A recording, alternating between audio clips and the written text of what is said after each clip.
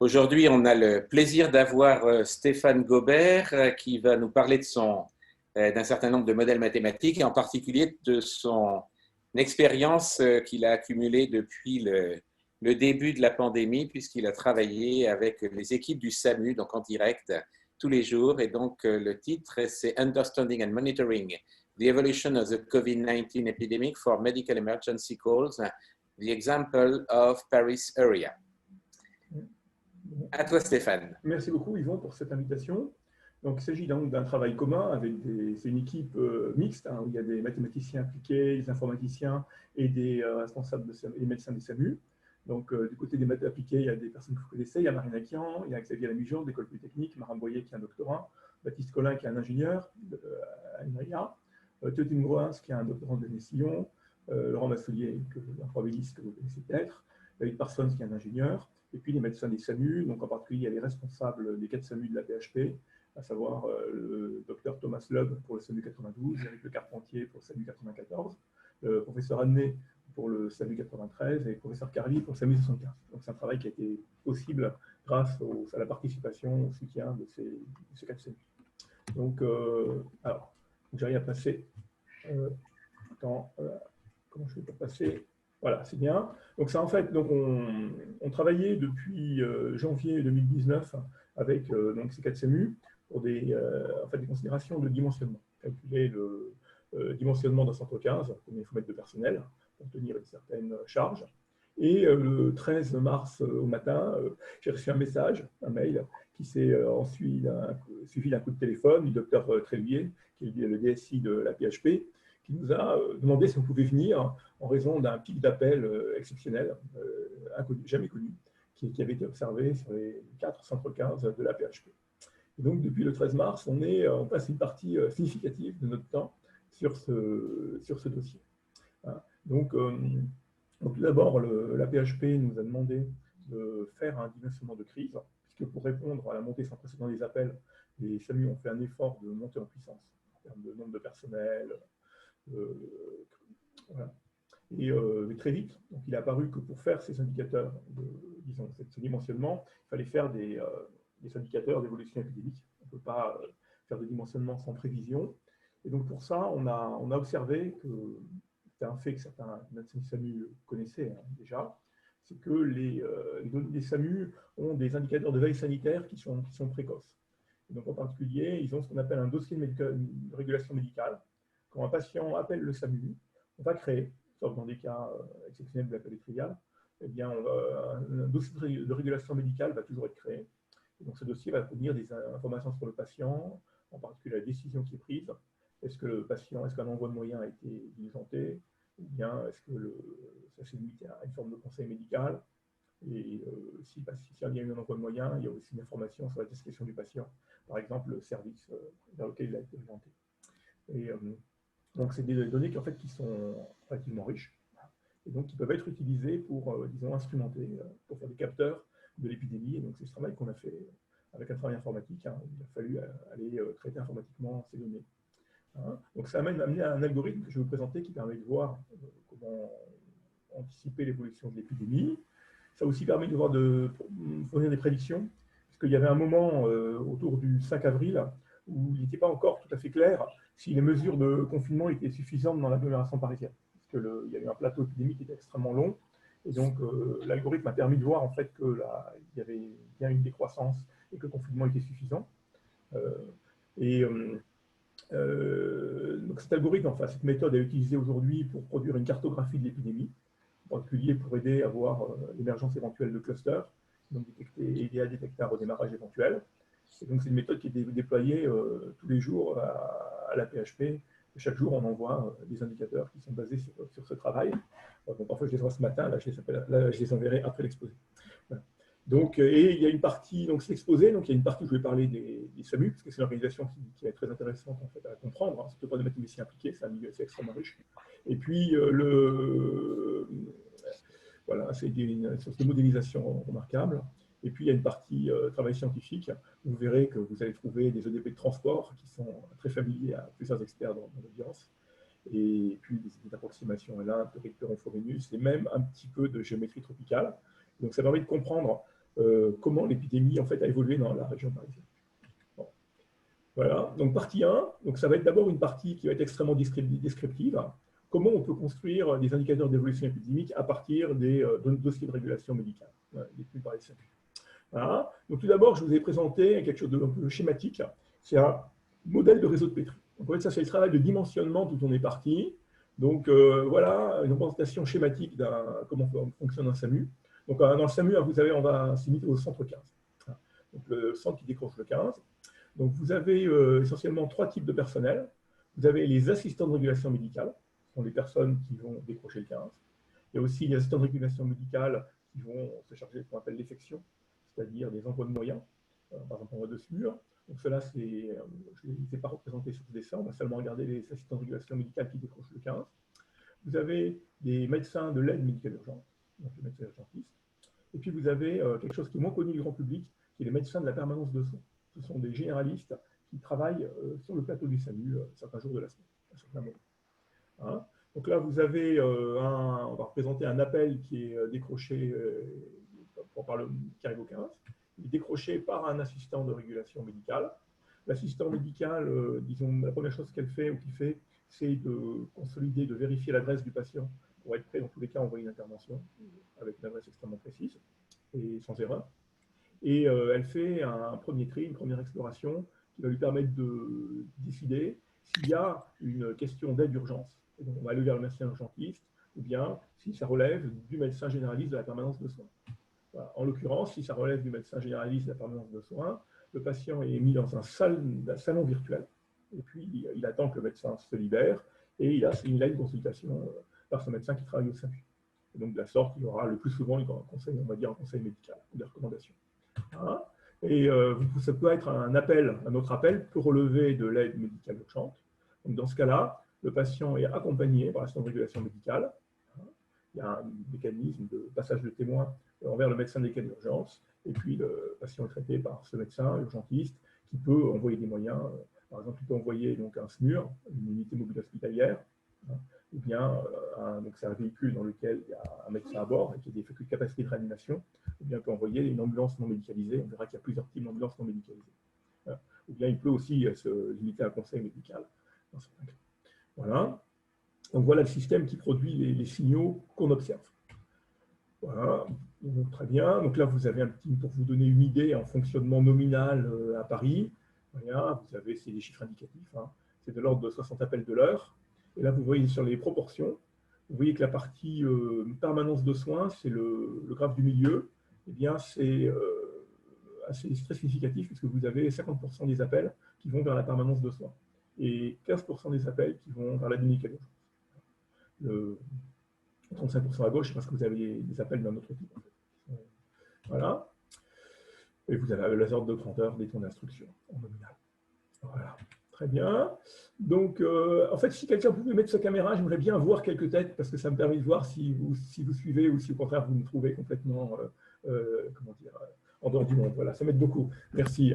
Très bien. Donc là, vous avez donc un diagramme qui est dans l'article qu'on vient de mettre sur Archive, qui est une synthèse des flux pendant la crise.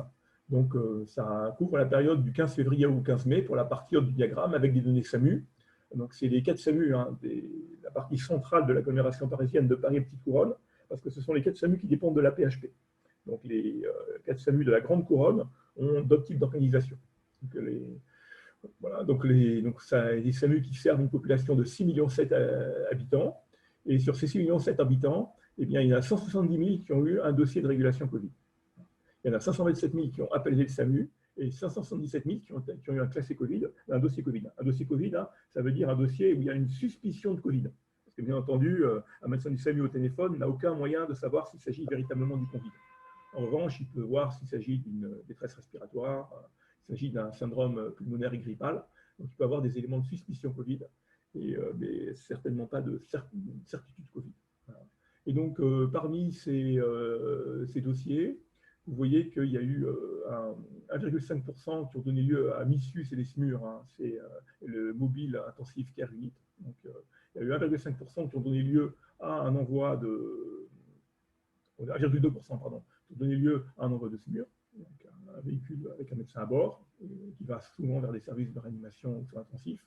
Et vous en avez de l'ordre de 10% qui ont donné lieu à des envois d'ambulances non médicalisées. Et puis le reste, ça a été on va dire des conseils médicaux en un sens assez large. Et en bas, vous avez l'aval. Donc, dans le haut du diagramme, il est pris des données SAMU directement. Le bas du diagramme est extrait de Santé publique France, qui, pour ceux qui s'intéressent au Covid, Santé publique France publie des données pour toute la France, qui sont publiques, que vous pouvez utiliser dans les articles, à condition de citer correctement Santé publique France. Donc, ce sont les chiffres du bas qui sont disponibles seulement à partir du 19 mai. Voilà ce diagramme.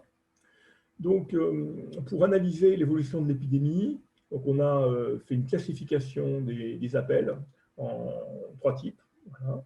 Ceux qui vont du plus sérieux, en fait, au moins sérieux. Donc, on s'est appuyé sur le fait que dès le 20 janvier, un médecin de l'AP-HP a proposé, a demandé la création d'un classement Covid, ce qui a donné un indicateur qui était fiable et qui était, disons, donc un indicateur Covid a été construit de manière très précoce à la PHP, et donc on a pu se baser dessus.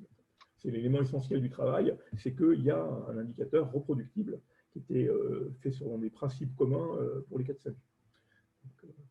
Donc une très grande partie de ce travail, en fait, c'est la qualité de la donnée médicale qui est fondamentale. Donc on a classé, avec l'aide des médecins, on a des SAMU, on a classé les appels en 3 catégories par ordre décroissant de gravité. Les appels qui conduisent à l'envoi d'un SMUR, les appels qui conduisent à une ambulance non médicalisée. Donc, dans les ambulances non médicalisées, il y en a plusieurs sortes, hein. Il y a une grande variété. Il y a les secouristes associatifs comme la Croix-Rouge et l'Ordre de Malte. Il y a les véhicules de secours à victimes de la BSPP, voilà, diligentés par les SAMU, c'est-à-dire les personnes qui ont plus de 15. Il y a aussi des véhicules de la BSPP qui sont diligentés par la BSPP directement s'ils ont plus de 18. Et puis, il y a les ambulances privées. Donc, il y a des indications différentes du type de moyens suivant le type d'appel. Et enfin, la 3e catégorie, qui est les appels pour lesquels il n'y a aucun envoi de transport. Donc, on les baptisera dans la suite conseil médical. Il faut voir que dans ces conseils médicaux, il y a des conseils médicaux pressants, comme celui d'aller aux urgences ou de consulter le médecin de garde. Cependant, donc, en travaillant sur les données, il est apparu qu'il y a une vraie distinction entre envoi de moyens, envoi de transport et non envoi de transport. On voit des dynamiques qui sont très différentes, donc c'est pour ça qu'on a pris cette barrière entre le 1 et 2, et puis on a pris conseil médical tout le reste. Très bien. Donc, on peut représenter l'épidémie, en fait, on a parlé d'observables épidémiques. Donc, les dossiers de régulation médicale nous permettent finalement de construire 3 signaux temporels, 3 fonctions du temps qu'on a appelées observables, voilà, chaque jour. Alors, on peut avoir bien sûr un neurodatage plus fin, mais on s'est contenté d'un neurodatage journalier. Donc, chaque jour, on va prendre le nombre de SMUR qui sont envoyés. YEMT, donc c'est le nombre d'ambulances non médicalisées. Et puis enfin, Y-Advice, c'est le nombre d'appels qui n'ont pas donné lieu à envoi de moyens, donc intuitivement des conseils médicaux. Et donc, ce sont des observables qu'on va opposer à la quantité intéressante, mais qu'on n'est pas capable d'observer, qui est C2T, le nombre de nouvelles contaminations qui se produisent le jour T. Donc, on peut faire le modèle le plus simple d'observable.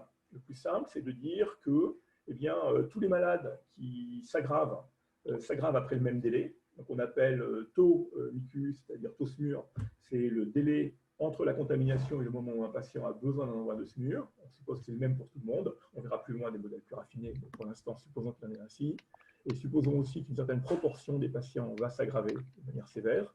Et donc, l'observable, des envois de SMUR, eh bien, c'est une certaine proportion des contaminations à l'instant T-taux. C'est ce modèle de délai très simple. Et donc, quand vous observez eh bien, les envois de SMUR, les envois d'ambulances non médicalisées et les conseils médicaux, vous avez avancé à des signaux qui sont observés à des moments différents de la maladie. Le conseil médical, ça va être au moment des premiers symptômes, donc peut-être au bout de 6 et 8 jours, alors qu'on le verra plus tard, eh bien, les envois d'ambulance sont plutôt entre 10 et 14 jours. Donc, vous observez la maladie à des moments différents, et dans un contexte très instantionnaire, c'est-à-dire où il y a des mesures sanitaires qui sont prises, eh bien, c'est des observations extrêmement précieuses, parce que vous allez pouvoir différencier l'effet des mesures. Voilà. Bien entendu, il y a d'autres observables qui sont tout à fait utiles. Par exemple, l'observable des décès, voilà, ou bien la PHP a utilisé des observables produits par SOS Médecins, donc les visites des médecins. Voilà. Donc, voici un diagramme synthétique. Alors, comme toujours, en épidémiologie, il est convenable d'utiliser les coordonnées logarithmiques. Donc, ici, en haut, vous avez le log d'événements. Donc, ça monte jusqu'à 18 883 le 13 mars. Donc, le but de cet exposé, c'est d'expliquer ce graphique. Expliquer. Donc, c'est un graphique synthétique pour les 4 SAMU de centre de l'agglomération parisienne. On a sommé tous les appels. En noir, donc vous avez en bas le calendrier, on a marqué les mesures significatives qui sont le passage au stade 2 le vendredi 28 février au soir, le confinement qui a démarré le 17 au matin. Donc ce sont les barres verticales que vous voyez. Et donc dans ce graphique, on montre 3 courbes. Tout en haut, ce sont les appels généraux au SAMU. Donc les personnes qui appellent le SAMU, on ne sait pas encore si c'est une suspicion de Covid ou pas. C'est monté à 18 883 le 13 mars. Vous avez les appels pour conseil médical, les appels sans envoi de moyens, qui le même jour sont montrés à un pic de 5054 appels. Et puis vous avez le pic des envois de moyens d'ambulance. De tout moyen, on a mis ensemble en rouge les ambulances non médicalisées et les SMUR. Et donc là, il y en a 914, et c'est le 27 mars. Donc le but de cet exposé, en fait, c'est de comprendre ces décalages entre ces dates, entre le 13 mars et le 27 mars. Et un autre but aussi, c'est que si vous observez la courbe, vous voyez qu'il y a un saut très, très violent des courbes autour du 23 février.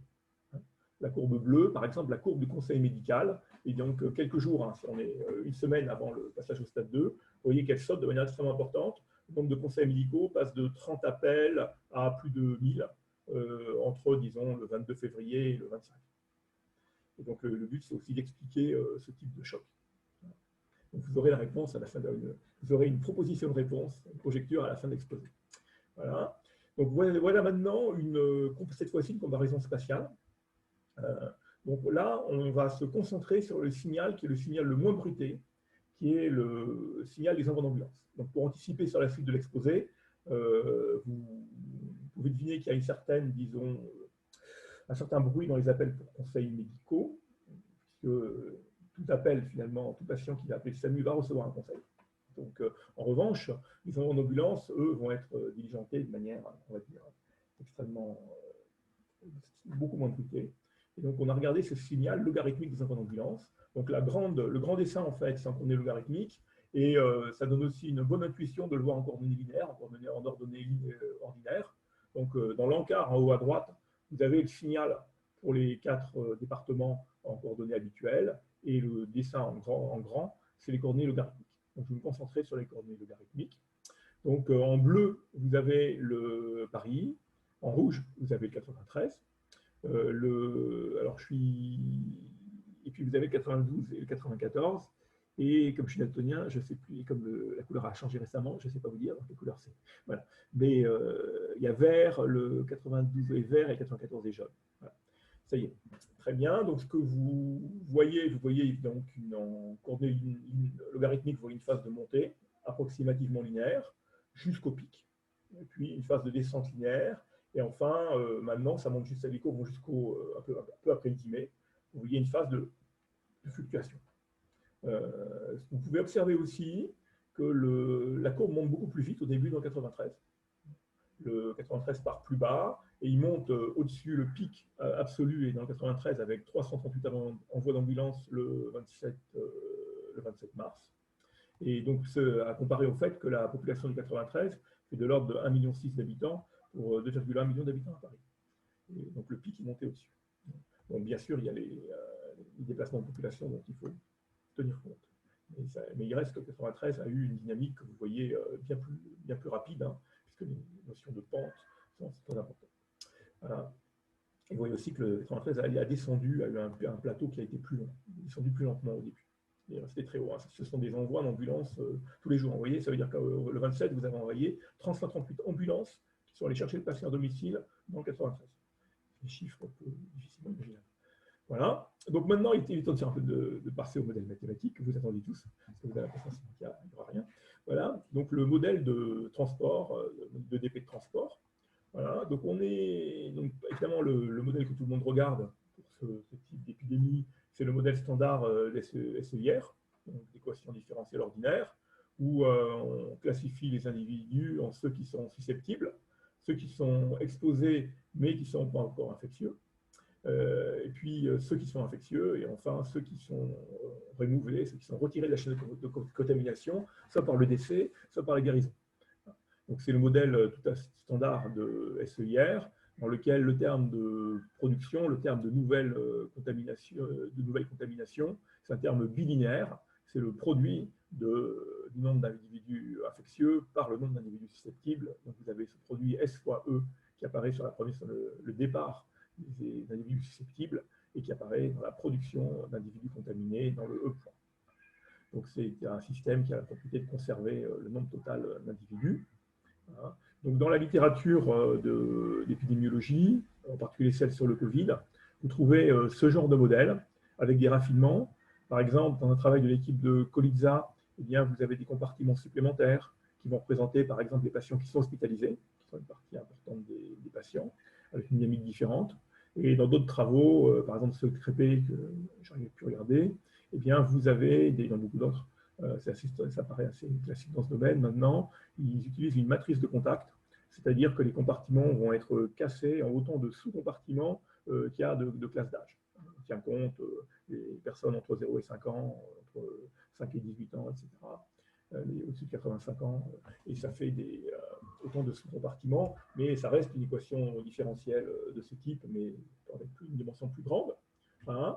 Donc, donc, ça nous a paru, disons, insuffisamment précis pour modéliser le Covid.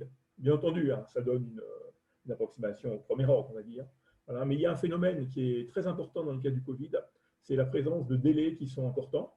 Puisque quand on écrit une équation différentielle ordinaire de type SEIR, on suppose, si on en prend l'interprétation probabiliste, ça veut dire que les temps de transition, en termes de processus de Markov, ça veut dire que les temps de transition en fait, entre compartiments sont donnés par des variables exponentielles. Et donc, ça veut dire qu'on peut passer en un temps arbitrairement petit du statut d'individu susceptible au statut d'individu exposé et du statut d'individu exposé au statut d'infectieux. Et donc, ça, c'est cette deuxième hypothèse qui paraît peu précise, parce que le Covid-19, il a un temps médian d'incubation qui est de 5,1 jours, et avec 95% de probabilité, il est supporté dans l'intervalle entre 2,2 jours et 11,5 jours. C'est-à-dire que ce n'est pas du tout une variable exponentielle. Hein. C'est toujours, le temps d'incubation, c'est toujours au moins 2,2 jours, et c'est très souvent 5,1 jours. Donc on ne peut pas l'approcher par une variable exponentielle. Le retard est un phénomène qui paraît fondamental si on veut avoir une représentation précise de la dynamique du Covid. Et donc ça peut se comparer de manière intéressante à d'autres maladies.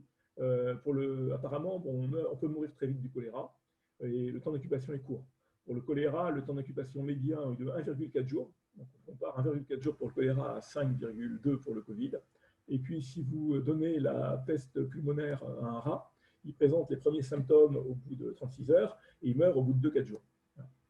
Donc, c'est des dynamiques qui sont beaucoup plus rapides. Bien entendu, hein, comme la peste est donnée par les rats, la dynamique de la peste est déterminée, mais c'est un système triangulaire dont la dynamique est gouvernée par le compartiment rat, si on néglige les contaminations entre humains. C'est pour ça qu'il faut regarder les rats. Voilà, donc on a introduit donc un modèle de DP qui est tout à fait, je pense, familier à une grande partie de l'auditoire, voilà, qui est un modèle de transport multicompartiment, dynamique de population, donc inspiré par les travaux de Benoît Pertin.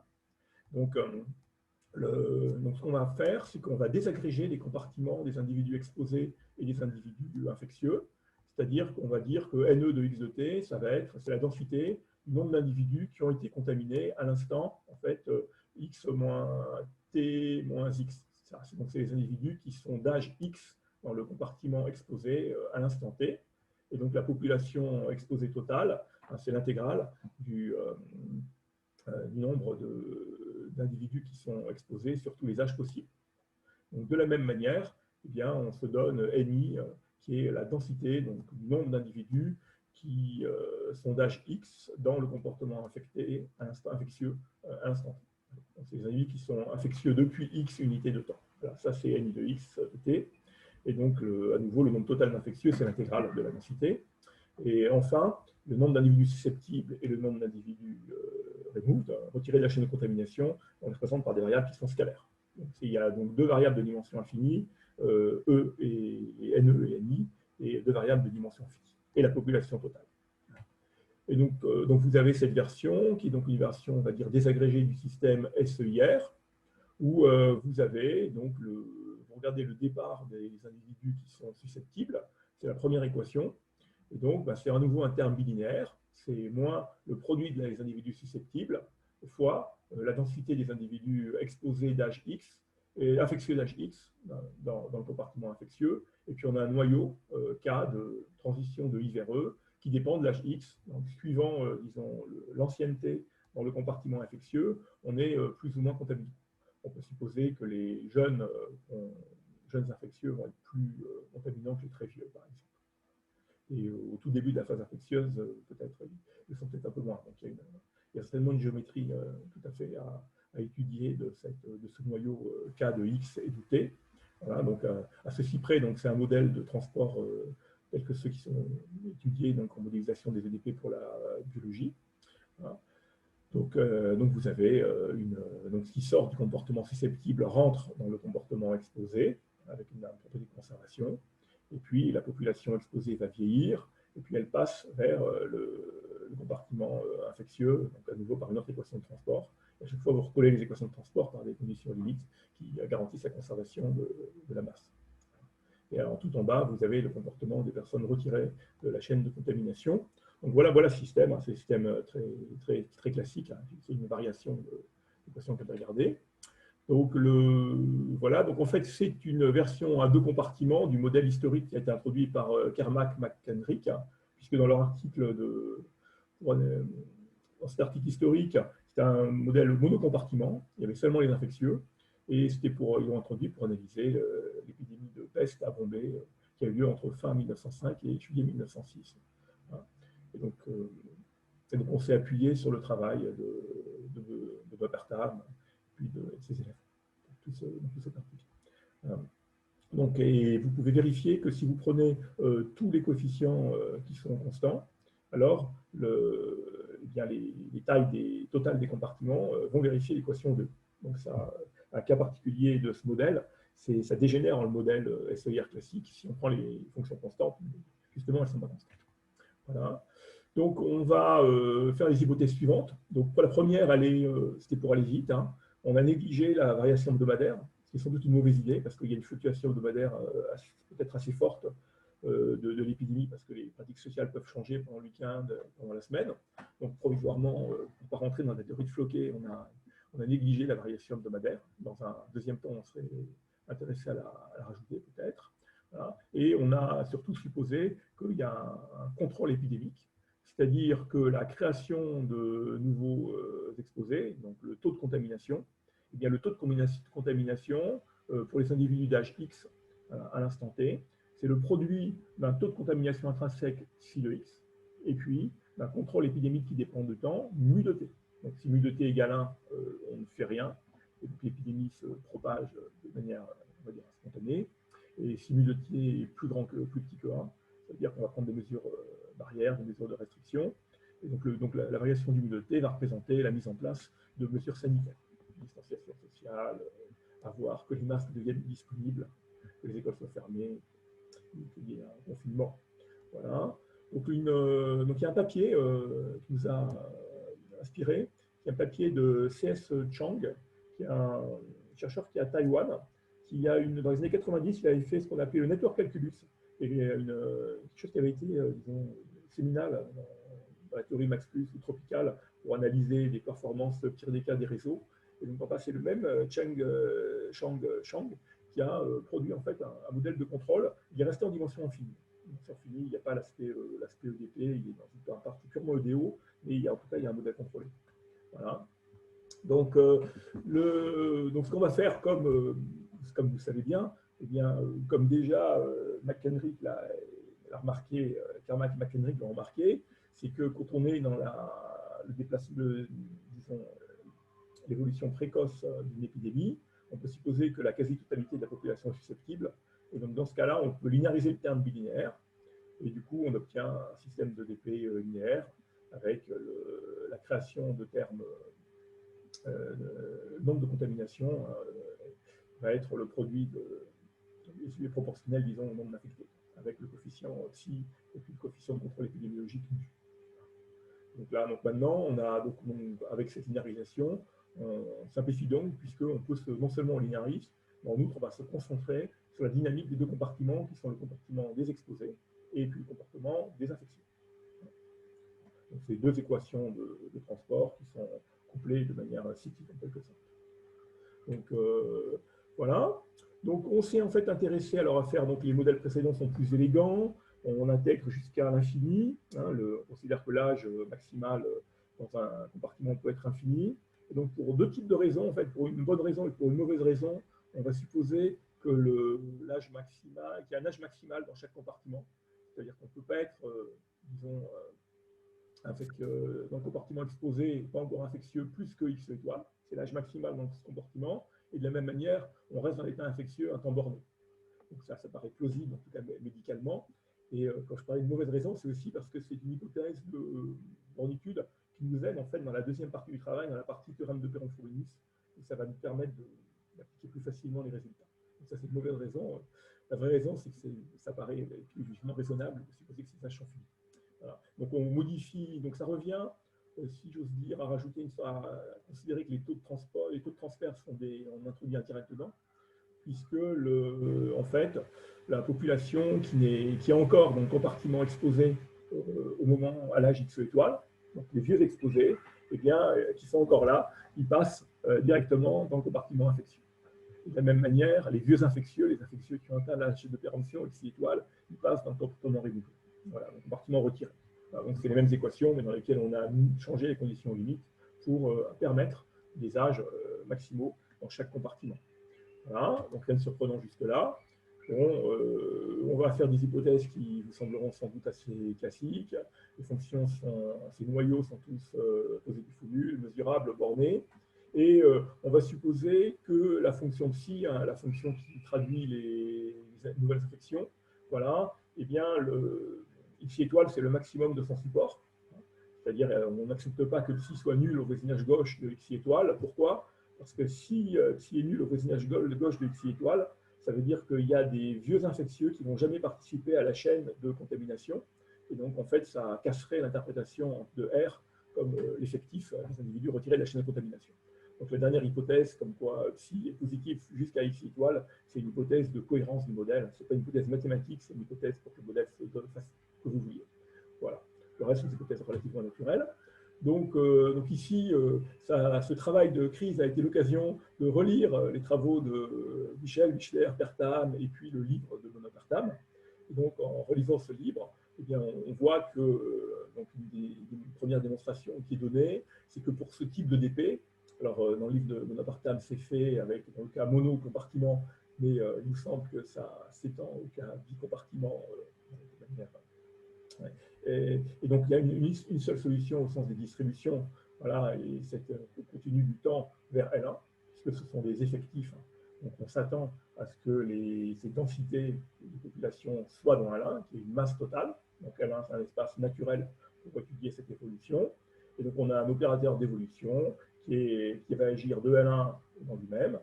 Et une propriété fondamentale qu'on va utiliser, outre la linéarité, c'est le fait que l'opérateur d'évolution préserve la relation d'ordre. C'est-à-dire que si on considère deux populations et qu'à un instant petit s, la population du premier cas est inférieure à la population du deuxième univers, et bien à l'instant t ultérieur, on aura encore le même principe de comparaison. Donc c'est une propriété de type Perron-Frobenius qui va jouer un rôle fondamental dans la suite. Voilà. Donc on va, comme vous en doutez peut-être, utiliser le problème aux valeurs propres. Donc on s'intéresse à des solutions stationnaires, on va avoir une croissance exponentielle. Et donc, lambda est le taux de croissance exponentielle. Et n bar, je dis bar, c'est une notation pas standard dans le domaine, je m'en excuse. Eh bien, n bar, c'est donc les vecteurs propres. Et donc, le vecteur propre, c'est donc ces solutions de cette version stationnaire des ETP qu'on a écrit auparavant. Voilà. Donc, bien sûr, pardon, excusez-moi, ça n'a du sens de regarder le problème aux valeurs propres que si on se passe sur des phases épidémiques où le contrôle sanitaire est constant. Donc, on va supposer que le contrôle sanitaire ne change pas, et à ce moment-là, on va regarder le vecteur propre. Quand vous changez de phase sanitaire, ça sera la suite du travail, il faut changer de vecteur propre et changer de valeur propre. Très bien, donc on va utiliser le fait, donc il est connu, très connu. Pour ce type de système, l'existence de vecteurs propres n'est pas une chose si difficile dans la mesure où les fonctions K ne dépendent pas du temps. Et donc, il y a des formules semi-explicites du vecteur propre à l'aide de l'équation des caractéristiques, aussi qu'on a retrouvé dans le livre de Bonhoeffer-Tam. Donc, en particulier, vous pouvez dire que donc, si vos fonctions sont ici positives ou nulles, mesurables et bornées, alors eh bien, vous avez une solution au problème de Frobenius. Il y a bien un vecteur propre et une valeur propre. Les vecteurs propres sont des fonctions continues et positives. La valeur propre est unique. Et puis, le vecteur propre est unique à une constante multiplicative. Donc, on est dans un cas très favorable pour la théorie de Frobenius. Voilà. Surtout, donc, on va utiliser ce lemme qui, lui, est beaucoup plus élémentaire, plus facile. Voilà. Ce lemme, c'est encore une propriété de comparaison. Et vous dites, vous prenez votre vecteur propre n bar, et puis vous prenez une fonction w, qui va être une condition initiale, et vous la mettez en sandwich entre bêta n bar et alpha n bar, où alpha et bêta sont des constantes strictement positives. Alors, vous pouvez affirmer que pour tout grand t, vous prenez le semi-groupe d'évolution de votre dt, eh bien, votre effectif à l'instant t, il va être entre sandwich entre, bien entendu, le vecteur propre n bar, multiplié par le bêta de votre borne, fois exponentielle de lambda t, et de même, vous avez un minorant. Tout à fait élémentaire, hein, mais le vecteur propre vous permet de contrôler l'évolution sur des conditions initiales quelconques, pourvu qu'elles soient comparables au fond d'être en sandwich entre alpha n bar et bêta n bar. Et donc, bien entendu, vous allez me demander si on peut raffiner ces résultats symptotiques, par exemple avec un trou spectral, des propriétés de contraction, des propriétés de Debye. Donc, on est convaincu qu'on peut le faire, c'est une suite possible du travail. Voilà. Donc, voilà maintenant comment on va formaliser la notion d'observable. Donc, si on suppose que l'effectif à l'instant t est une fonction continue de l'âge, on peut dire que l'observable va être, on va intégrer le nombre d'individus infectieux sur les différents âges et contre une mesure de Borel non négative qui va représenter en gros la distribution, disons, du signal par rapport à l'âge. Donc, dans le cas le plus simple qu'on a regardé au début, l'observable du nombre d'envois de SMUR, eh bien, c'était le nombre de contaminations retardées avec une certaine proportion. Ça revient à dire que la mesure qui va représenter votre observable, c'est la proportion, disons, de patients contaminés qui auront besoin d'un envoi de SMUR avec un retard qui va apparaître. Et puis, si vous voulez avoir un phénomène de retard pur, vous devez supposer que le temps de séjour dans le compartiment exposé est déterministe, et donc que tous les individus passent dans le compartiment infectieux exactement après l'instant X. Donc ça rentre comme un cas particulier. Hein. Les observables purement retardés rentrent dans un cas particulier de ces observables générales. Et donc maintenant, donc, je fais une proposition qui est extrêmement facile, mais qui je trouve extrêmement utile pour vérifier les données de santé. C'est que, quelles que soient les propositions très élémentaires, quel que soit l'observable, et si vous supposez que vous prenez une condition initiale, et vous supposez qu'à un moment t, l'effectif va être comparable au vecteur propre. Il va être en sandwich entre bêta le vecteur propre et alpha le vecteur propre, avec alpha bêta des constantes strictement positives. Donc si vous supposez qu'il en est ainsi, donc c'est très souvent le cas, c'est très facile de montrer que c'est comme ça. Il faut comment faire des cas très pathologiques pour casser ça. Alors à ce moment-là, vous prenez le logarithme de l'observable, donc le logarithme du nombre d'événements, hein, moins lambda t. Bon, le lambda t, c'est le taux de croissance, c'est la croissance attendue. Voilà. Et donc ça, c'est une fonction qui est bornée, voilà, quand le temps tend vers l'infini. Donc a fortiori, la limite du log divisé par le temps est égale à lambda. Donc, autrement dit, le taux de croissance est indépendant du choix de l'observable. Donc ça, c'est extrêmement intéressant, parce que si vous regardez les données de santé, vous verrez que vous avez des estimations des temps de doublement qui peuvent être très différents à certains moments. Donc si vous trouvez, bien entendu, comme des différents signaux peuvent correspondre à des retards différents dans l'évolution de la maladie, par exemple, les envois à réanimation ou les décès sont des signaux plus tardifs que les appels à un médecin généraliste. Donc, bien entendu, il y a des retards. Et si cependant, vous trouvez des temps de doublement qui seraient par exemple de 2 sur certains signaux, et 2 jours et 6 jours sur d'autres signaux, ça veut dire qu'il y a une incohérence. Ce n'est pas possible épidémiologiquement, puisque plutôt ça veut dire qu'il y a une incohérence. Ça veut dire que soit il y a une question de codage, soit eh bien, il y a des phénomènes de choc, de transport, des phénomènes exogènes qui sont étrangers à l'évolution spontanée de l'épidémie.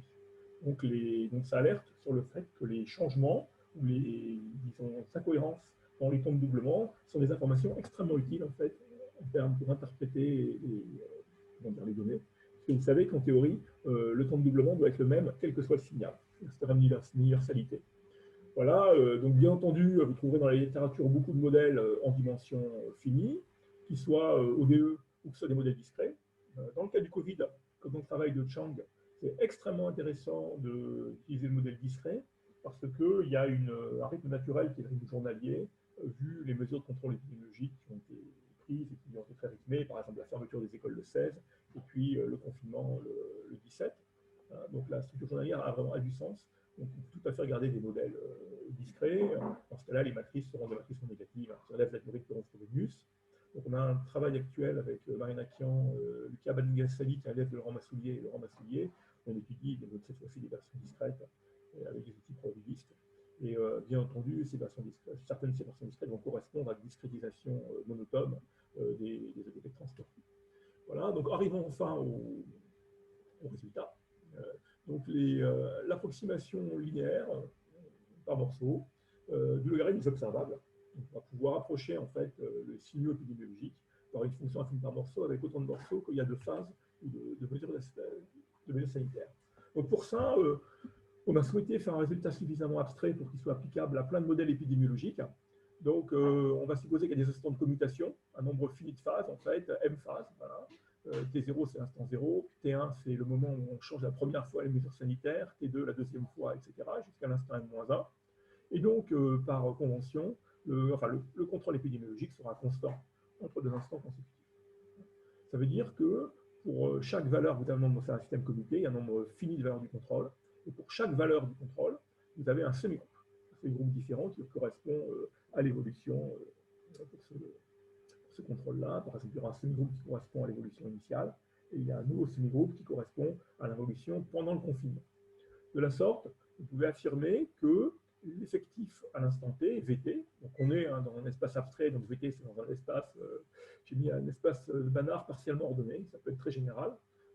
Donc vous pouvez affirmer que VT, eh bien, c'est donc le composé, à droite vous prenez le semi-groupe S1, le premier semi-groupe qui agit, puis vous faites agir S2, puis S3, puis le dernier, voilà, en respectant la stratification de temps, et vous faites agir sur l'effectif initial. Voilà. Donc tout ce qu'il faudra, c'est que pour chaque contrôle fixé, vous aurez un semi-groupe qui va agir sur l'espace de Banach-V, il va être borné et il va respecter l'ordre. Si disons, V est plus petit que V', alors f de V sera plus petit que f de V'. Et donc dans ce qui précède, V c'est un produit d'espace L1 ou ça peut être Rn. Donc maintenant pour analyser ce système à commutation, comme on manipule des effectifs qui sont des grandeurs positives, donc en théorie de Coron-Frobenius, il y a un outil fondamental qui sert partout, qui est la métrique projective de Hilbert. Donc qu'est-ce que la métrique projective de Hilbert? Vous prenez un cône convexe fermé, donc le cône des éléments positifs ou nuls. Vous pouvez penser aux cônes positifs standards de Rn, vous pouvez penser aux fonctions de L1 qui sont positives, vous pouvez penser aux fonctions continues sur un compact qui sont positives. Hein. Et donc, ce qu'on appelle une part, c'est une sorte de composante archimédienne. C'est une classe d'équivalence pour la relation V est équivalent à W, une fonction V est équivalent à une fonction W, si elles sont comparables, s'il existe des constantes alpha et bêta, telles que alpha V plus petit W plus petit bêta V, c'est la même notion que la notion de norme comparable. C'est exactement ça. Et donc, la métrique projective de Hilbert, elle est définie au sein d'une classe d'équivalence. En dehors, si on prend deux points qui sont pas dans la même classe d'équivalence, elle est plus infinie. Donc, c'est une métrique un peu tordue. Donc, au sein d'une classe d'équivalence, ça va être le ratio le log, voilà, du ratio du sandwich. Hein. Vous prenez bêta sur alpha, et puis vous prenez l'infimum de ces constantes qui fonctionnent dans le sandwich. Et ça, c'est la métrique projective de Hilbert. Donc, dans le cas où vous êtes en dimension finie, vous prenez leur temps standard, non négatif à la puissance n. Alors, la métrique projective de Hilbert, c'est extrêmement simple.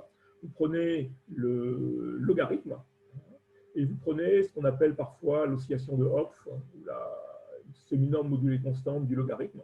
C'est-à-dire vous prenez le logarithme du premier vecteur, le logarithme du second, donc log de V moins log de W, et puis vous avez la semi-norme H, et la semi-norme H, c'est le max du vecteur moins le min du vecteur, et c'est aussi la norme que vous obtenez quand vous prenez le quotient de Rn min la norme sup par l'espace de dimension 1, qui est en fait la diagonale principale, l'espace des vecteurs constants.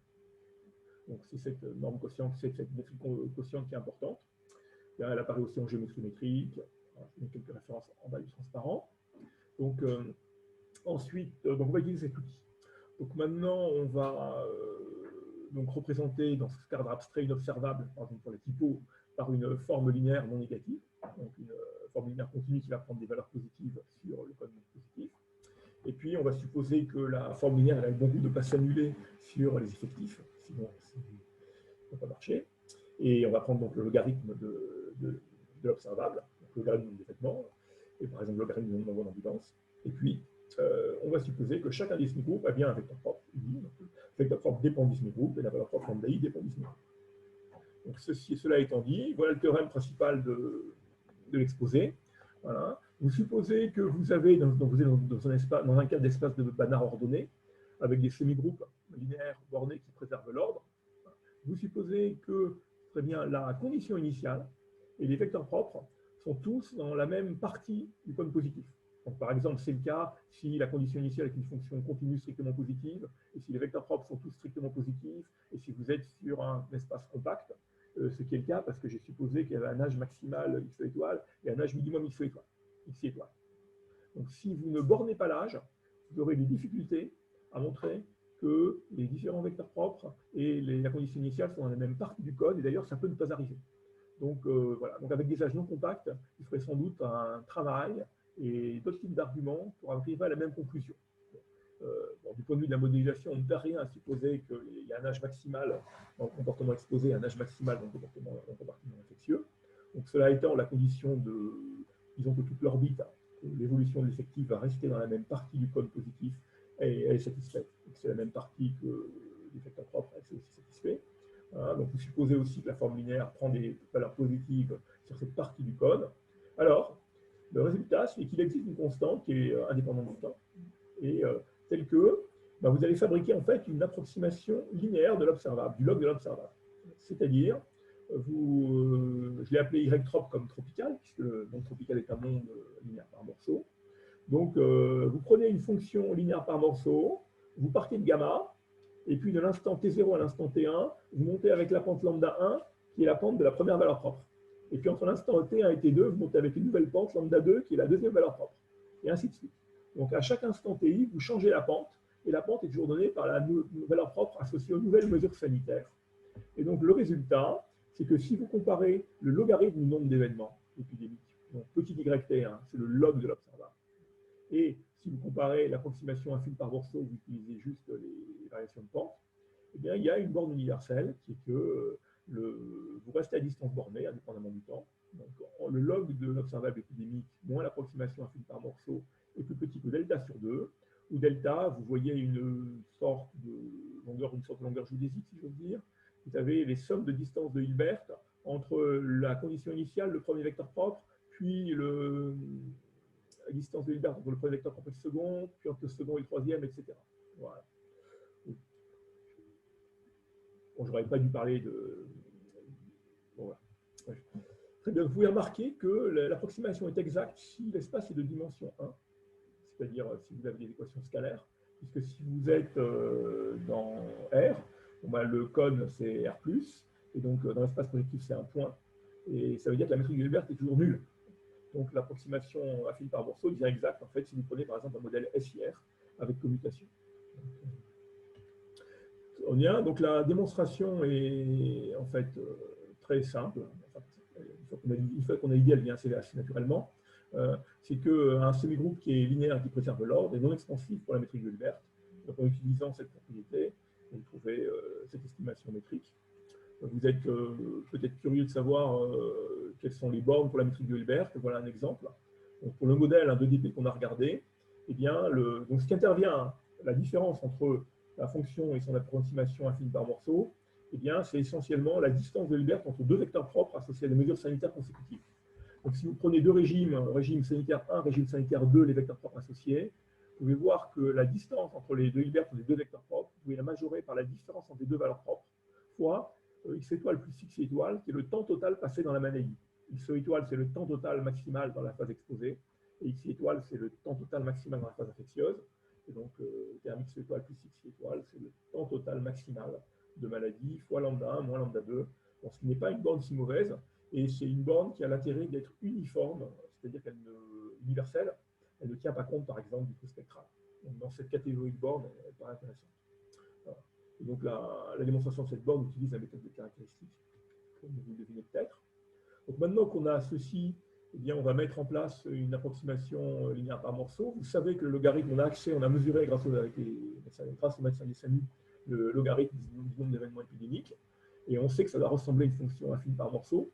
Et donc, pour identifier le modèle, en quelque sorte, du moins pour identifier le comportement de l'observable, on va supposer que l'observable, elle va être approchée par un minimum de fonctions affines. On ne connaît pas les lambda, on ne connaît pas les valeurs propres, on ne connaît pas les constantes, mais on connaît un majorant sur le nombre de morceaux, parce que le nombre maximal de morceaux, c'est le nombre maximal de phases épidémiques. Et donc, on va se poser la question de minimiser sur... Qu'est-ce qui se passe? J'étais perturbé. C'est toujours dangereux. Voilà. Donc, on va donc minimiser sur l'ensemble des paramètres qui sont les lambda J et les CJ, hein, donc les pentes et les coefficients constants, de la norme L1, qui nous paraît la plus robuste, entre le modèle linéaire par morceau et le log de l'observable qu'on obtient. Donc, c'est un modèle qui est non lisse et qui est non convexe. Donc, initialement, on avait utilisé un algorithme sans dérivée qui s'est révélé extrêmement peu, stable. Voilà. On a réussi à faire converger vers une solution raisonnable en l'initialisant avec des solutions obtenues par des considérations épidémiologiques. Et donc, depuis quelques semaines, on a eu la chance d'avoir le travail d'Ayoub Foussou, qui est un élève de l'école polytechnique, qui a repris ce travail et qui a développé un algorithme de programmation dynamique pour étudier ce problème-là avec des versions beaucoup plus raffinées. Et donc, l'algorithme d'Ayoub Foussou permet d'obtenir la solution optimale par programmation dynamique. Donc, maintenant, on sait qu'on a des approximations qui sont fiables, qui sont reproductibles grâce à Ayoub Foussou. Attendez, voilà. Donc, appliquons cela maintenant, pendant les quelques minutes qui me restent, à revenir vers l'interprétation. Donc, quelles sont, à Paris, on a distingué les phases suivantes de mesures sanitaires. Le développement initial, donc jusqu'au, on va dire, 28 février au soir, date du passage au stade 2, il n'y a pas eu de mesures générales qui ont été prises. Il y a eu certaines mesures de quarantaine, mais pas de mesures générales. Le stade 2, on peut définir le stade 2 comme des recommandations de distanciation sociale, par exemple de ne pas se serrer la main, l'interdiction de grands rassemblements, et de nombreuses entreprises ont pris des mesures de précaution qui ont été plus fortes que celles qui étaient recommandées généralement par les autorités. Par exemple, l'interdiction des meetings de plus de 10 personnes, l'interdiction des missions pour nombre d'entre nous. Et donc, vous avez dû constater que, suivant votre organisme d'appartenance, ces mesures de précaution ont été mises en place graduellement dans la semaine du 2 au 6 mars. Donc, le stade 2, on peut considérer qu'il a eu une influence certainement sur le lieu de travail et qu'il a été déployé de manière graduelle, pas de manière brutale. Alors, après, vous avez des mesures très bien définies avec des dates claires qui sont la fermeture des écoles le 16 et le confinement le 17. Voilà. Et donc, ce qu'on va donc faire, c'est qu'on va observer, on va essayer d'interpréter les changements de pente, voilà, du logarithme du nombre d'événements, que ce soit dans une ambulance non médicalisée ou dans un SMUR, en fait, comme l'effet des mesures sanitaires. Voilà. Donc, voilà ce que ça donne. Donc là, ce que vous avez sous les yeux, vous avez donc le signal qu'on a trouvé être le signal le moins bruité, qui est celui des envois de toutes les ambulances, médicalisées ou non. Donc les SMUR et les ambulances non médicalisées. Et donc on trouve donc on postule, on a 3 phases sanitaires. Donc on va chercher le minimum pour la norme L1 dans l'espace des fonctions qui ont au maximum 3 pentes. Et donc voilà ce que donne l'algorithme de minimisation en norme L1. Donc on trouve effectivement qu'il y a 3 phases qui sont les phases d'effet des mesures sanitaires. Puisque ces phases d'effet, elles arrivent avec quelques jours de retard par rapport à la mesure. En particulier dans ce graphique, le point qui est le plus clair, c'est le maximum qui a lieu le 27, entre le 26, on va dire, et le 27 mars, suivant le département. Et donc ce pic, donc il arrive à peu près 10 jours après, disons, les premières mesures significatives qui vont être la fermeture des écoles le 16 mars. Donc on peut considérer que ce pic, donc ça donne ce délai qui est d'une dizaine de jours, ça donne le temps entre une mesure sanitaire forte comme la fermeture des écoles et son effet sur la sollicitation des secours sur les services d'urgence. Sur le fait d'envoyer des ambulances à domicile, ça apparaît avec 10 jours de retard. Donc ça permet d'estimer un temps entre contamination et aggravation comme étant de l'ordre de 10 jours. On verra plus tard en verrant d'autres signaux, ça peut être entre 10 et 14 jours. Et ça donne cette idée, et pour faire ça, c'est qu'on va regarder le point de non-différenciabilité, et le point de non-différenciabilité est obtenu grâce à cette technique de minimisation L1. Donc on observe que les points de non-différenciabilité sont très voisins en fait pour les cartes départements avec des variantes. Donc il y a un phénomène ça montre une certaine forme de robustesse de cette méthode. Donc on voit clairement l'effet du confinement et de la fermeture d'école, sans qu'il soit possible de distinguer ce qui appartient à la fermeture d'école et ce qui appartient au confinement, parce que c'est des dates trop proches à un jour près. Vous avez maintenant un phénomène très intéressant, qui est que autour du 16 mars, vous voyez une première inflexion, un changement de pente qui est précoce, qui a lieu plus tôt. Par exemple, à Paris, dans le bleu et dans le rouge, en 93, vous avez des changements de pente qui arrivent vers le 16 mars, 17 mars, 18 mars, vous avez ce changement de pente. Donc ça, c'est trop tôt pour que ce soit l'effet du confinement. Et il n'y a pas de raison de penser non plus que le simple effet d'annonce du 12 mars, la simple parole, est conduit à une telle inflexion. Quand vous avez une inflexion épidémiologique aussi lourde, il faut que ça correspond généralement à des mesures réelles, pour des envois de moyens, pour des envois de transport. Et donc, notre hypothèse, notre interprétation, c'est que cette inflation de pente, qui correspond à une augmentation très significative des temps de doublement, eh bien, c'est l'effet des mesures de stade 2.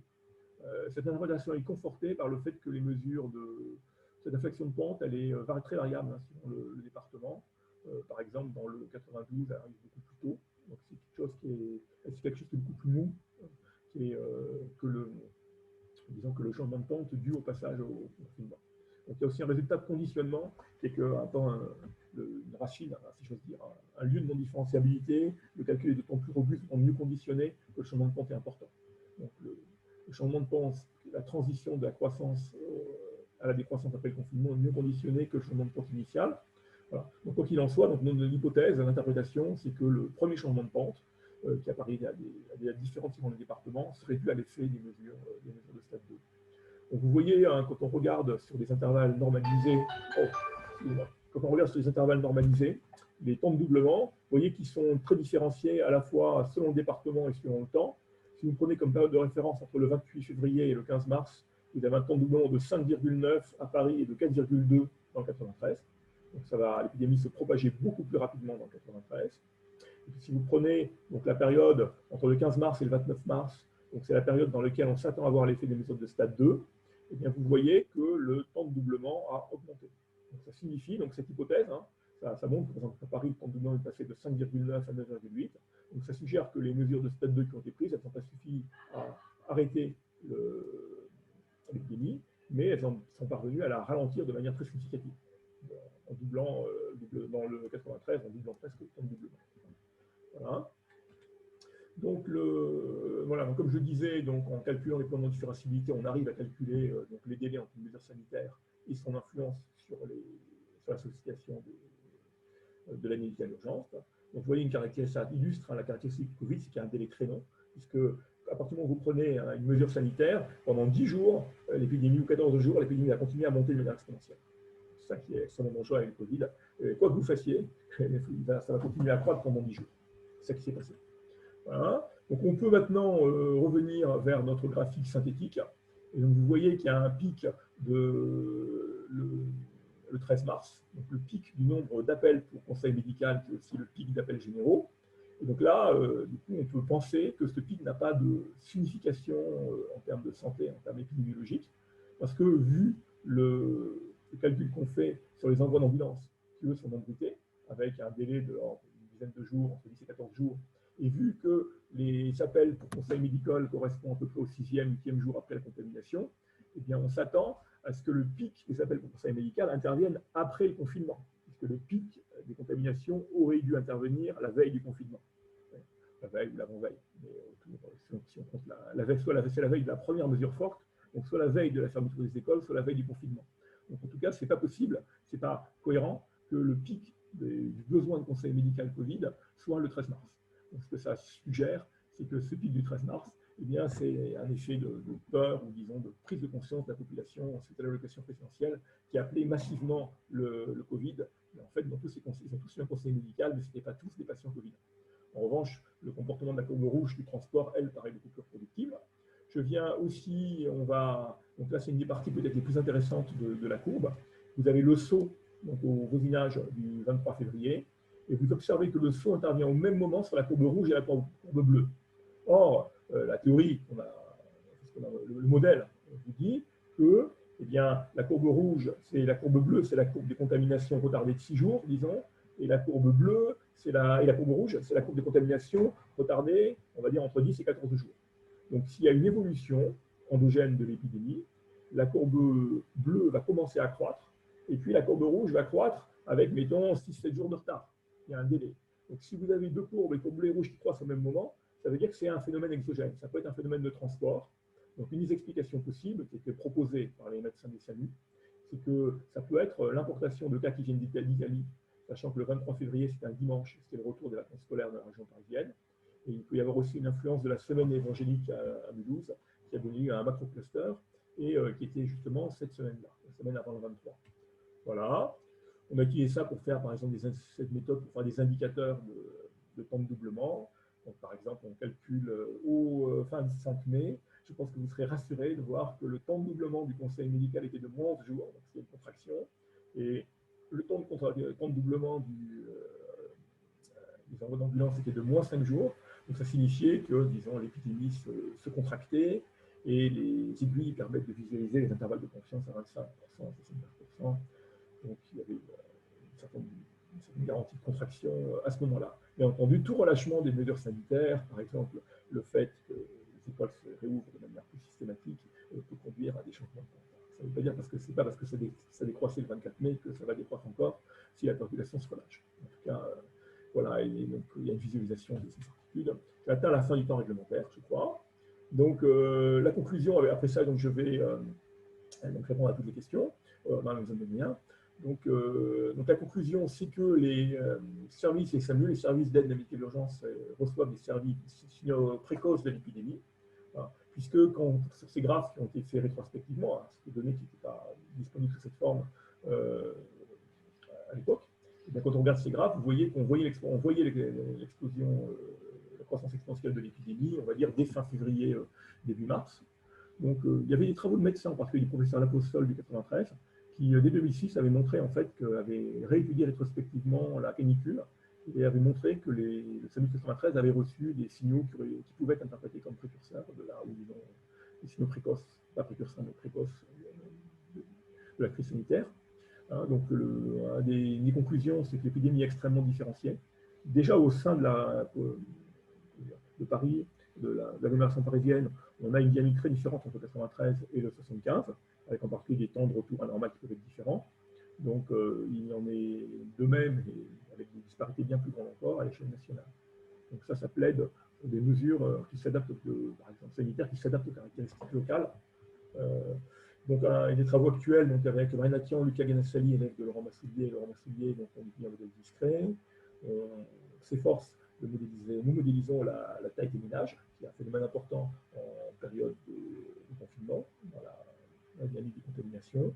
Et dans un autre travail avec Ayoub Foussou et Laurent Massoulier, on étudie les différents départements en utilisant cette fois-ci de l'Union hospitalière, parce qu'on n'a pas accès au SAMU. Et voilà, il y a de nombreux des remerciements. Et puis, il y a 3 articles dont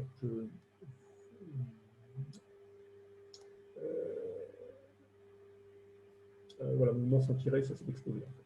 L'article du bas, c'est un article sur le dimensionnement. Et les articles du haut, il y a le préprint pour un public plutôt mathématique et le second pour un public médical. Voilà. Je vous remercie. Je crois que j'ai dépassé le temps réglementaire, je crois. Non, mais c'est pas grave, de quelques minutes, mais c'est absolument pas grave. Merci beaucoup, Stéphane, pour cette présentation très, très documentée et qui a permis aussi de voir le développement sur les modèles que Benoît avait introduits. Donc, ça, c'était nouveau par rapport aux exposés qu'on avait pu avoir. Est-ce qu'il y a des questions? Donc, vous levez la main, s'il vous plaît, si vous voulez poser des questions. Personne ne se lance pour le moment. Donc, moi, je vais en poser une. Au niveau du saut là, que tu as présenté, là, le retour de vacances, on ne voit pas le même saut sur les appels. Donc, je suis un petit peu étonné par ton… C'est normal, parce que tu es en échelle logarithmique. Donc, il est relativement… Tu le vois, mais très légèrement. Parce que c'est le log. Hein. Il y a un saut, tu passes de 30 à 1000. Et puis, il y a sur les appels généraux, c'est le flux non Covid. Donc, il y a les flux ordinaires qui sont très conséquents. Donc, c'était un moment où donc, tu le vois un peu. Tu le vois. Bon, une petite, mais c'est l'effet de l'échelle logarithmique. D'accord. Si tu le mettais en échelle linéaire, tu le verrais très bien. Ok. Tu l'avais mis en échelle linéaire au début? Non, j'ai mis seulement en échelle linéaire les ombres d'ambulance, sur D'accord. lesquelles ouais. Mais pas au 23 février. Il y a pas un autre effet qui était qu'au début, le 15 était quand même pas autant au point qu'il a pu le devenir Mais après. là, le 23 février, il n'était pas saturé du tout. Tu vois, c'est passé au 23 février, le nombre d'appels était de l'ordre de 4000. C'est D'accord. monté jusqu'à 18 000. Donc, il était tout à fait dans la norme, si tu veux, autour du 23 février. Tout à fait usuel. D'accord. Il Ok. n'y a aucun effet, il y a aucun effet de saturation. Pour autant que je sache, on ne peut s'attendre à aucun effet de saturation au voisinage du 23, parce que ça reste, c'est D'accord. vraiment l'effet logarithmique qui donne cette impression. Et l'effet de saturation, c'est peut-être, il y a une baisse là au niveau du 8 mars, ça serait peut-être ça? Pourquoi tu vois des baisses difficiles à dire. J'éviterai de se surinterpréter ces C'est chaud. graphes. Bien entendu, il y a eu des appels, nombre d'appels sans précédent. Mais, je saurais, tu peux avoir aussi une variation hebdomadaire. Il faut regarder, tu vois, c'est samedi. Oui. On a mis les barres, c'est le dimanche. Donc là, tu vois il y a une baisse le samedi 7 mars. Les appels au samedi sont très, très, très dépendants du week-end. Donc je ne saurais pas trop l'interpréter. J'éviterai de. Il faudra instrumenter plus en détail pour répondre à cette question. Ok. Une autre question qui est liée, il y a eu quand même pas mal de départs de Parisiens vers la province. On le voit pas trop là, si? Alors, d'une part, on a donc récupéré des données d'Orange Pluvision, de SFR et d'Enedis. J'en profite pour remercier donc, ces trois sociétés donc, qui ont donné gracieusement des données qui ont parfois demandé beaucoup de travail à la PHP. Donc, la PHP nous a demandé de travailler sur ces données d'opérateurs. Donc, ces données Enedis, Orange Pluvision et SFR ont donné des données qui sont complémentaires et qui ont permis d'apprécier l'effet de la mobilité sur l'épidémie. Donc, c'est des fluctuations qui restent relativement petites, qui sont importantes à l'échelle parisienne et qui sont petites à l'échelle épidémiologique. C'est-à-dire que la population parisienne est de 2,1 millions en période ordinaire, elle a dû passer 1,6 million en période d'étiage.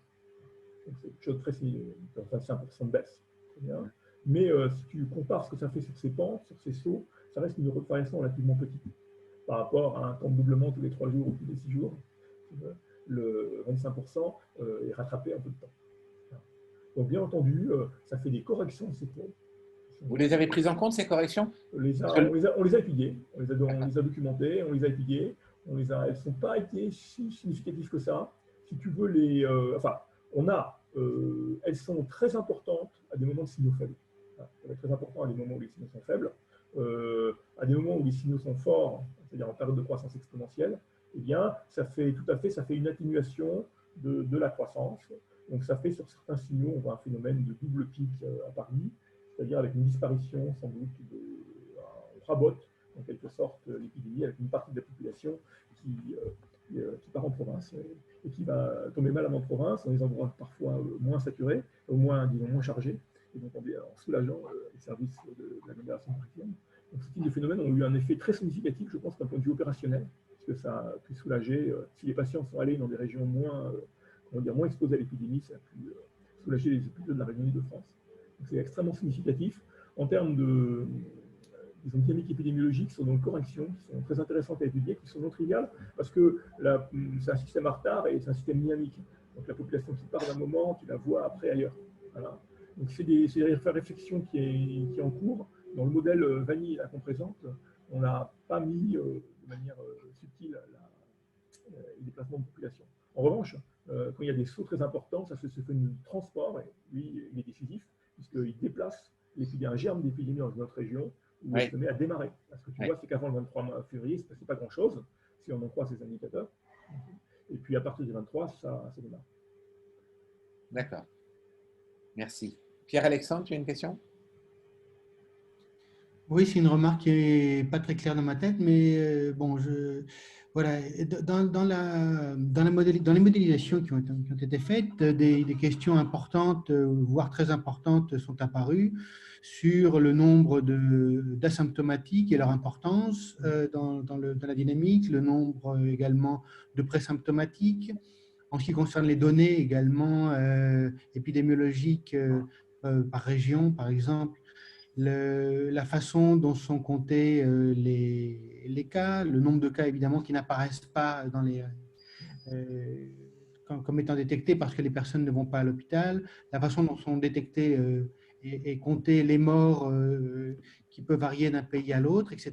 Voilà. Alors il me semble que ma remarque est la suivante. Il me semble qu'en étudiant le logarithme des signaux, comme vous le faites, comme il s'agit en fait chaque fois, en gros, de perturbations multiplicatives, eh bien, vous obtenez directement, disons, l'information intéressante de la variation, hein, puisque le log d'un produit, c'est la somme des logs, et donc vous obtenez directement, sauf erreur, hein, la partie variable. Et il me semble que c'est du coup une grande richesse de cette méthode, de se baser sur ce qui varie. Bon. Je te remercie de ton observation. C'était exactement l'inspiration, le but. Hein. C'est exactement ça, c'était essayer de… Puisque, comme tu dis, en fait, si tu prends un autre signal, par exemple, la courbe des entrées en réanimation, elle va avoir la même… le modèle dit qu'elle va avoir exactement la même forme que la courbe des ambulances, la courbe rouge, mais elle sera décalée dans le temps, avec les mêmes caractéristiques. Et la courbe des décès, donc si toutes les données étaient parfaitement, disons, homogènes, elles seront aussi décalées dans le temps et puis vers le bas. Donc avec un effectif plus petit et plus tardif. Donc c'est toujours la même forme qu'on doit retrouver, avec éventuellement des variations.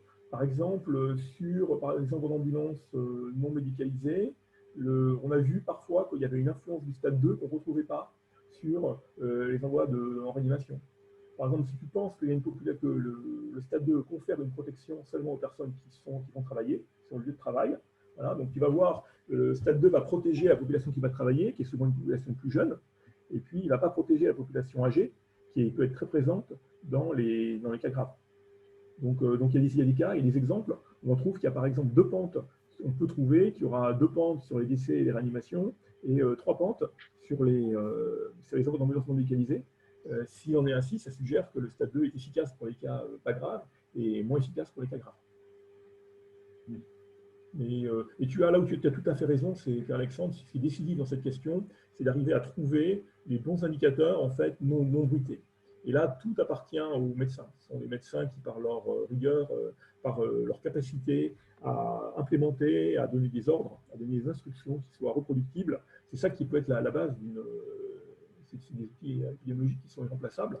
Donc, une caractéristique des SAMU, c'est que les SAMU sont des organisations qui sont centralisées, qui sont dirigées, puisque littéralement, ils tiennent la vie des personnes dans le bout du fil. Voilà. Et donc, il y a une coordination qui est extrêmement forte. Donc, il y a une certaine forme de reproductibilité avec les instructions qui sont données. Donc, du coup, les indicateurs SAMU sont peut-être plus homogènes au sein d'un même SAMU que, par exemple, les indicateurs de services d'accueil des urgences, sachant qu'il y aura beaucoup d'hôpitaux qui vont concourir dans le même département au même indicateur. Donc, on peut conjecturer qu'il peut y avoir des variations un petit peu plus grandes quand les indicateurs émanent de structures qui sont décentralisées que dans des structures qui ont un pilotage unique. Voilà. Mais il reste qu'il faut considérer l'ensemble des indicateurs de manière consolidée, et quand on les regarde, eh bien, on voit qu'il y a des différences très importantes à certains moments sur les temps de doublement, et donc on est sûr, donc ça peut donner, ça montre qu'il y a des difficultés de cooptage qui sont possibles. Donc c'est toujours à prendre avec grande prudence, hein. Toutes ces données médicales, qui sont des données médicales, pour les SAMU, on peut dire que ce sont seulement des suspicions, donc on ne sait pas si ce sont les vrais cas Covid. Et puis bien sûr, plus un indicateur est tardif, par exemple les entrées en réanimation ou les décès, là c'est des indicateurs qui arrivent après les tests, et donc on peut supposer qu'ils sont plus fiables, sauf cas de censure. D'accord, merci. Raphaël, Forien. Oui, bonjour. Merci pour cet exposé très intéressant. J'ai une question. Est-ce que, une fois que vous avez calculé donc, les temps de doublement dans les différentes phases et les retards correspondant aux différentes mesures, vous êtes capable de remonter au processus épidémique derrière pour donner une estimation de l'état de l'épidémie dans la population? Et si oui, comment est-ce que vous choisissez les temps de séjour dans les différents compartiments épidémiques expose the infectious. Donc, donc ça, sur la deuxième question, c'est un travail que mène actuellement Laurent Massoulier, Lucas Ganasali, Marina Kian, donc un travail d'identification de modèles. Donc on ne peut pas, pour le faire, il faut avoir appliqué une sorte de rasoir d'Occam. Il faut avoir un modèle le plus simple possible avec le minimum de paramètres. Donc dans ce cas-là, un modèle de DP qui est extrêmement riche, donc il faut le simplifier pour avoir peu de paramètres identifiés. Donc là, il y a un travail d'identification de paramètres qui est un travail qui est en cours à partir de ces courbes. Donc, chercher les paramètres qui vont permettre de répliquer le mieux la dynamique. En l'occurrence, on s'est basé sur des articles médicaux qui donnent les estimations des temps des différentes phases. Donc, non pas pour caler le modèle, mais pour vérifier sa cohérence. Donc, les temps implicites, par exemple, les temps qu'on a calculés de 10 et 14 jours, le temps d'aggravation, c'est un temps qui est cohérent avec les temps qu'on trouve dans la littérature, et c'est un temps qui est mesuré à partir de cette technique d'entraîner les changements de pente. Maintenant, cette technique, pour l'instant, ne donne pas accès à quelque chose de très intéressant, qui serait la distribution complète des temps d'aggravation. L'information est, comment dire, relativement... on a une information bruitée, donc il est assez difficile d'obtenir une information très détaillée et d'identifier énormément de paramètres à partir de ces types. Ça serait extrêmement intéressant de le faire. C'est possible. Je ne sais pas si j'ai répondu à la question. Il y avait une première partie de la question. Il y avait, Oui, ouais. Comment on remonte au modèle et quel temps on choisit, mais je pense que c'est... Voilà. Non, il y a les deux, quoi. On arrive à identifier partiellement, disons, un tout petit nombre de paramètres et à les confronter à ceux qui sont publiés et observer que c'est dans les... En revanche, il y a beaucoup de travaux qui regardent le R0, mais l'aspect temps de doublement est très significatif. Parce que le temps de doublement, c'est lui qui, en fait, mesure une métrique de la dangerosité de l'épidémie en termes d'impact sur le système de santé. Parce que ça induit une accumulation massive de patients dans cette entreprise.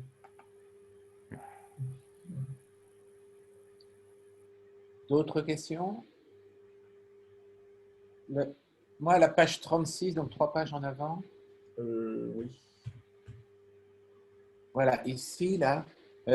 Donc, on voit pour les courbes du 93 et du 75 qu'il y a un changement de pente au moment du confinement. Par contre, pour les deux autres départements, les changements de pente sont un peu... Attention, ce changement de pente au moment du confinement n'est pas un changement de pente dû au confinement. Le changement de pente dû au confinement arrive entre 10 et 14 jours plus tard. Il arrive vers le 27-29 mars, le changement de pente du confinement. D'accord. Et là, les 4 courbes sont cohérentes. Les 4 courbes sont cohérentes. Voilà. Oui. En revanche, entre le 6 mars et on va dire, le 17 mars, voilà, tu as des changements de pente qui arrivent, qui sont assez relativement étagés. D'abord, tu vois que sur le 14, on ne voit pas de changement de pente dans cette période-là. Et le 92, il y a un changement de pente qui doit être le 26, j'arrive pas à dire. Qui est, oui, avant le 8 mars. Voilà. Donc, voilà. Donc ça, c'est des changements de pente qui sont distribués, qui sont plus instables. Il y a et qu'on soupçonne être dus aux mesures de stade 2, aux mesures barrières. En tout cas, on peut le penser spécifiquement pour les changements de pente que tu vois au voisinage du 16 ou du 17 mars. Et pour les changements de pente, ça apparaît en 93, cela, c'est trop tôt pour que ce soit l'effet des mesures sanitaires. Parce que les mesures, elles arrivent, la première mesure, c'est le 16 mars. Et donc, ça ne peut pas, sachant qu'il faut au minimum 10 jours d'aggravation, hein, typiquement, ça ne peut pas avoir un effet aussi rapidement. Et c'est aussi trop tôt pour que ce soit le discours présidentiel.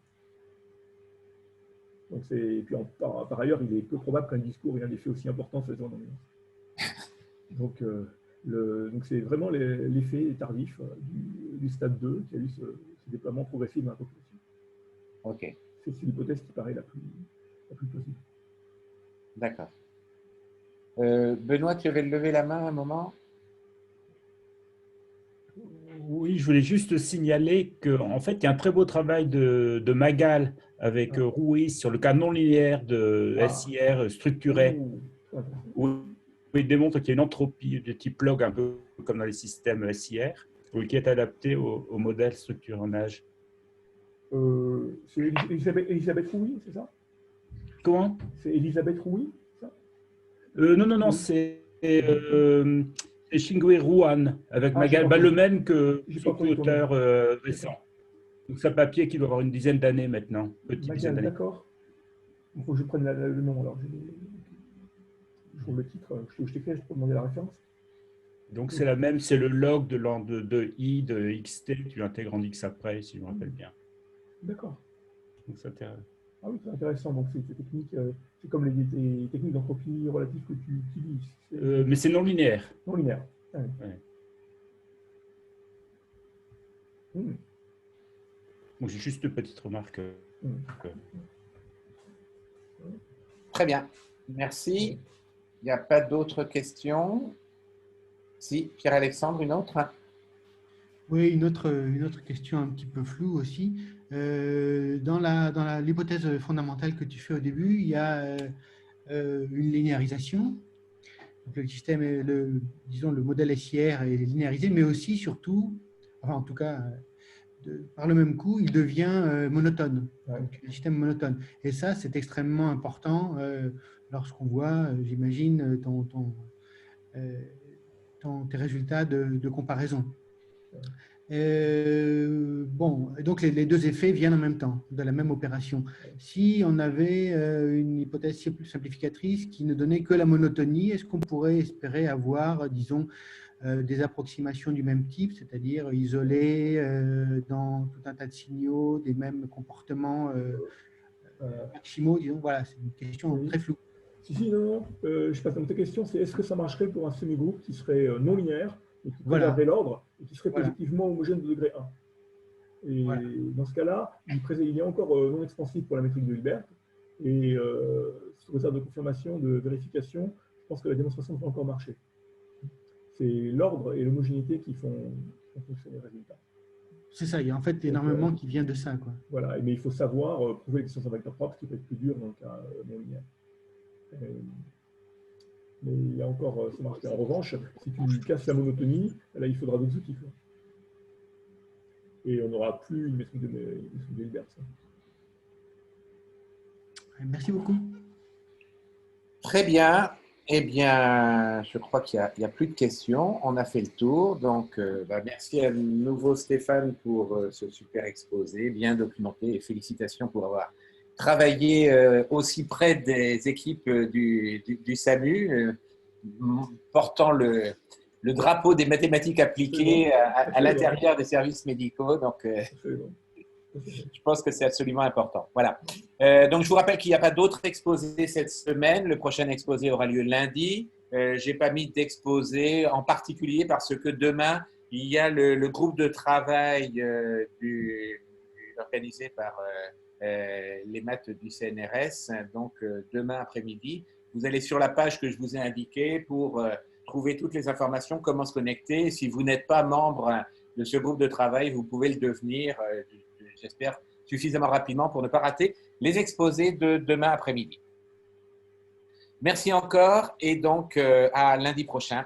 Au revoir. Merci.